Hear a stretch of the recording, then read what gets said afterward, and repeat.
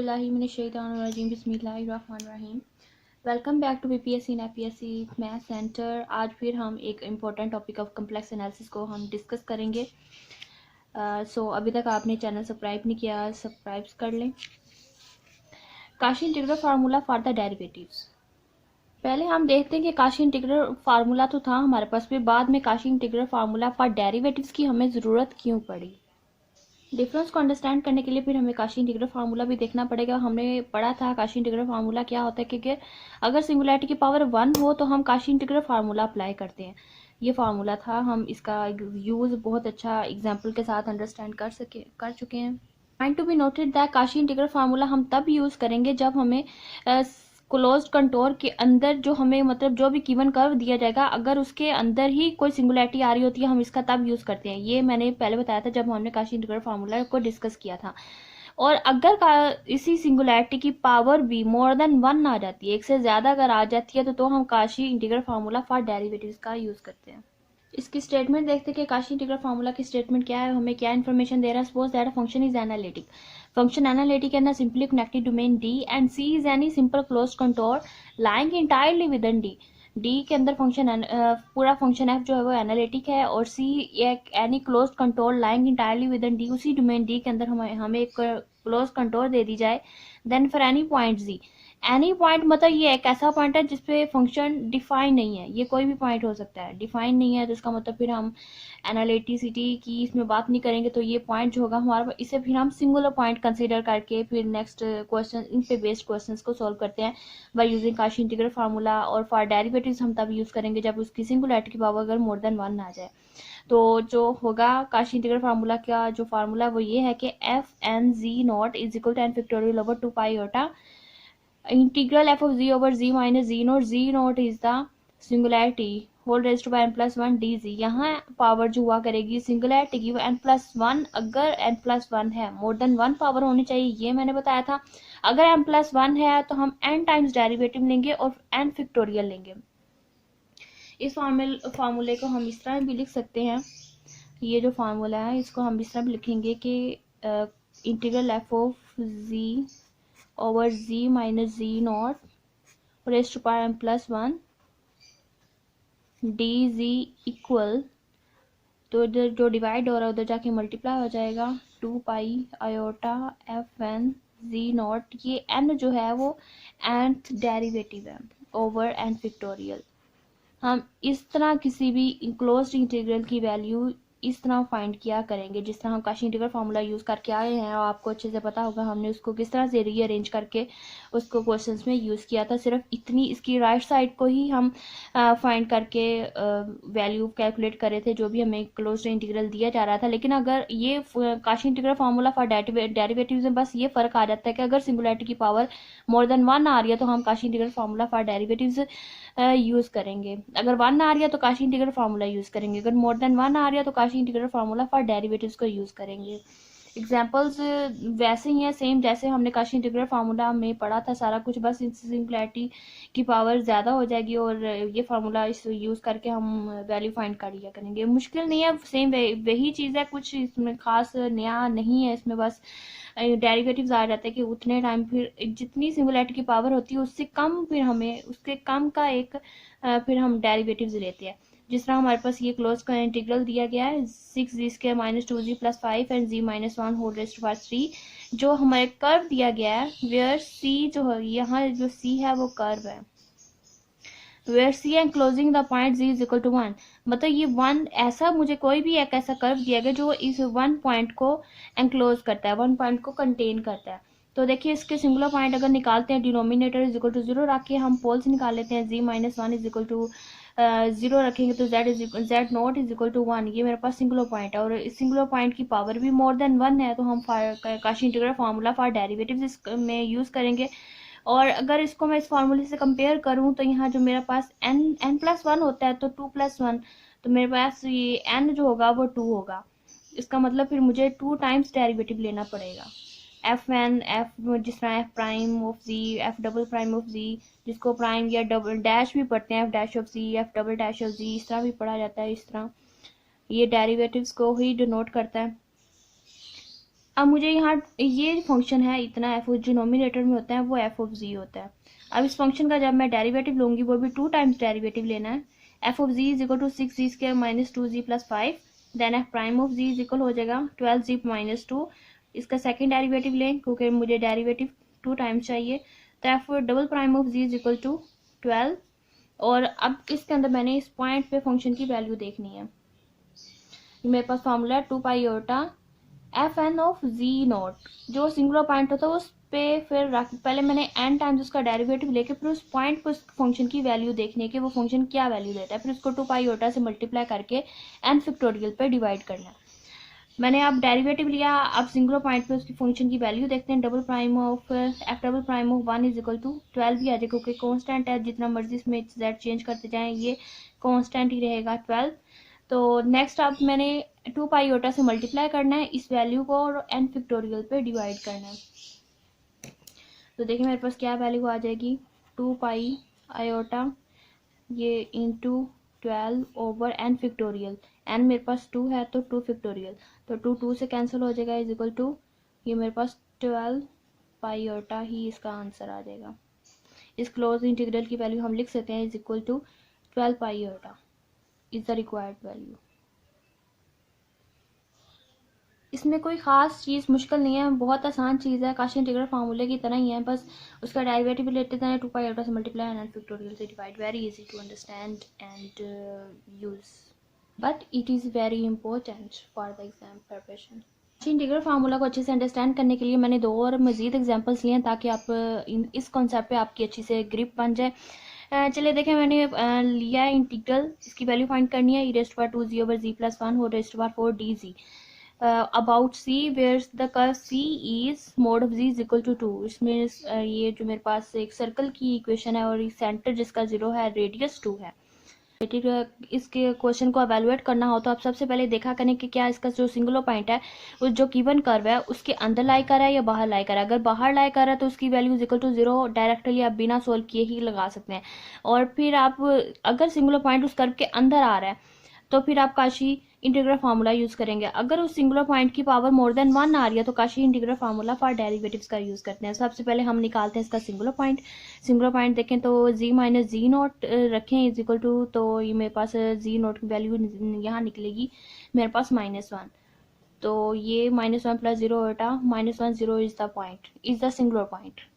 ये मेरे पास singular point है। अब मैंने चेक करना है कि क्या ये सिंगुलर पॉइंट गिवन कर्व के अंदर आ रहा है या बाहर। अब मैं इसका कर्व ड्रा करके चेक करना है मैंने।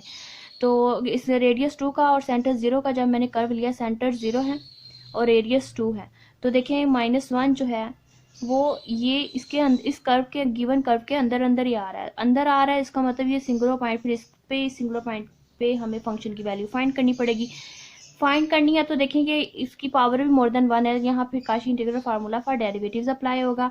वो फिर अगर अप्लाई करो तो f of ji over z plus 1 और rest power 4 d z is equal to 2 pi और एन मेरे पास यहाँ क्या बनेगा, जी नोट तो मुझे मिल गया जो कि है -1 और एन इज इक्वल टू मेरे पास यहाँ होगा 3 क्योंकि एन प्लस 1 होता है और यहाँ मेरे पास एन इज इक्वल टू 3 बनेगा। एन 3 है तो यहाँ 3 फैक्टोरियल 2 पाई ओवर 3 फैक्टोरियल, ये according to this formula n plus 1 होता है तो ये 3 बनेगा और ये होगा 2 pi over N factorial 2 pi over 3 factorial. तो एन 3 है तो एफ 3 टाइम्स का डेरिवेटिव लेंगे ऑफ -1। तो 2 पाई पहले हम फंक्शन लिया, मेरे पास फंक्शन जो है ई रेस्ट पावर 2z है। अब इसका फर्स्ट टाइम डेरिवेटिव लेंगे तो 2e2z बनेगा, इसका सेकंड टाइम डेरिवेटिव लेंगे तो 2 × 2 4 ई रेस्ट पावर 2z हो जाएगा। इसका थर्ड टाइम जब डेरिवेटिव लेंगे तो 8, ये जो 2z का अगेन डेरिवेटिव लेते हैं तो 2 बनता है, फिर वो इधर मल्टीप्लाई होता जाता है। तो 8 ई रेस्ट पावर 2z बनेगा और मैंने -1 पे इस फंक्शन का देखनी है वैल्यू तो वो बनेगी 8 ई रेस्ट पावर -2 बन जाएगा। और जब इसको मैं इससे मल्टीप्लाई करूंगी अगेन तो देखें 2 2 3 6 1 ओवर 3 ई रेस्ट पावर 2। तो ये इस फंक्शन क्लोज इंटीग्रल की मेरे पास वैल्यू आ गई एफ ऑफ जी ओवर जो मेरे पास था जी प्लस 1 हो रेस्ट पावर 4 डी जी। मैं फंक्शन पूरा नहीं लिख रही, रेस्ट पावर 2 जी वैसे इसने भी इतनी ही स्पेस लेनी थी। और ये मेरे पास इज इक्वल आ जाता है 8 पाई ओवर 3 ई रेस्ट पावर 2। नेक्स्ट अगर इस एग्जाम्पल को देखें तो सबसे पहले मैं इसका फाइंड करती हूँ singular point. z minus pi by two is equal to 0 रखेंगे तो z नोट मेरे पास यहाँ आ जाएगा पाई ओवर 2 आ गया। और अगर मैं फिर अब कर्व देखती हूँ कि कर्व के अंदर ये पॉइंट लाई कर रहा है या नहीं कर रहा। अब इसका ये कर्व मेरे पास कौन सा बनेगा, कर्व मुझे दिया गया है जिसका जो सेंटर है वो 1 है और रेडियस भी 1 है। इसको सेपरेटली अंडरस्टैंड कर लेते हैं ताकि वो दूसरे क्वेश्चन के साथ मिक्सअप होके आप शायद क्लियरली समझ ना पाए। तो मैंने इसको लैदा पेज पे सारा राइट डाउन किया कि मेरे पास जो सर्कल दिया गया है, यहाँ पे सर्कल की इक्वेशन है जिसका जो सेंटर है 1 है और रेडियस भी 1 है। तो मेरे पास ये कर्व बनता है कम्प्लेक्स प्लेन पे। मेरे पास यहाँ सिंगुलर पॉइंट है वो है पाई ओवर 2 और n मेरे पास यहाँ बनेगा n+1 होता है। तो अगर 2 दिया गया और n इज इक्वल टू 1 है, मोर देन 1 पावर है, तो कॉची इंटीग्रल फार्मूला का डेरिवेटिव यूज करेंगे।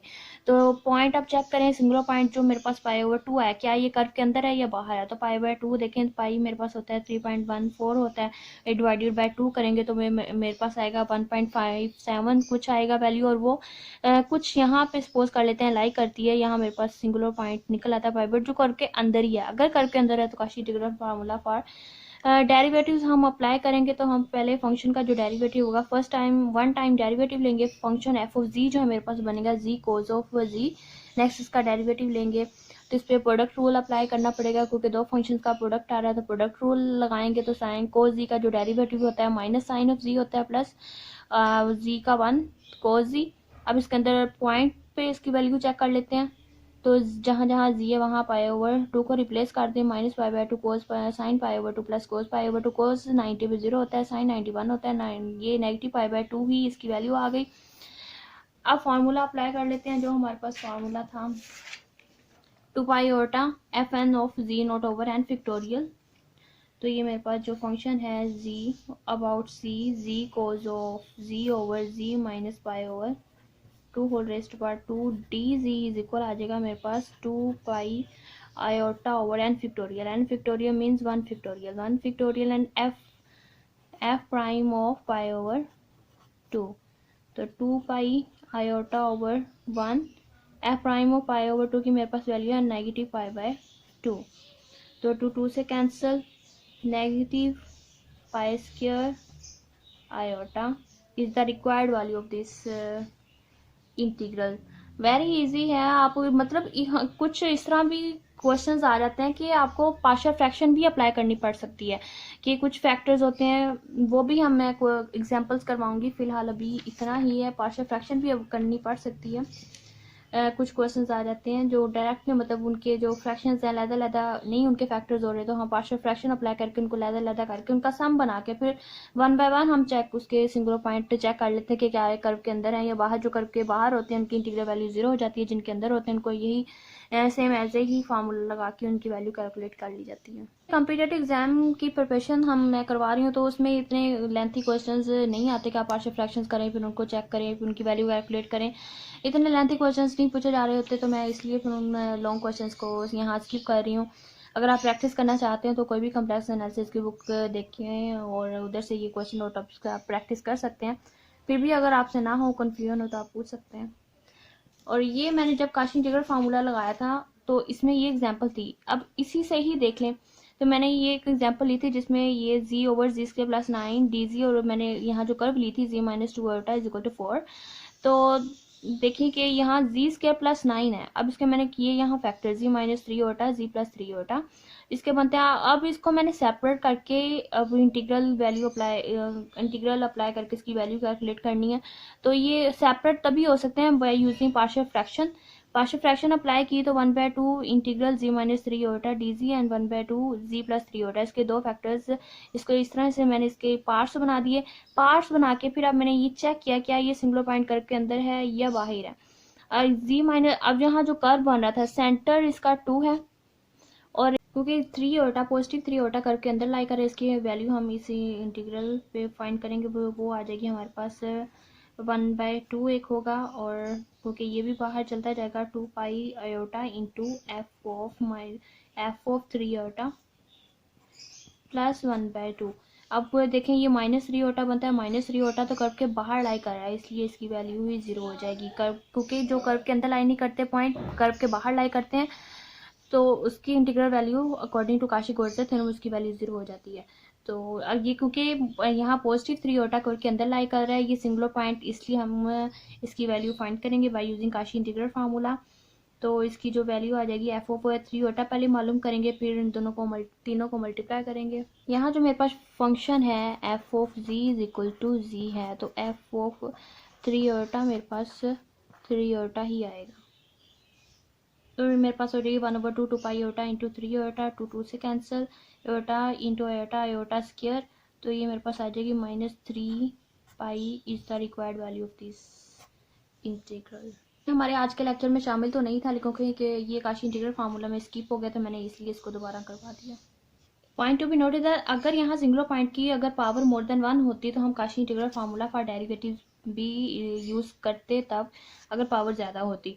पावर 1 थी, मैंने सिर्फ यहाँ ये एग्जांपल इसलिए, हाँ सिर्फ मैंने आपको पार्शियल फ्रैक्शन का ही कॉन्सेप्ट देना था। आई होप आप अच्छे से समझ गए होंगे। So thank you for watching.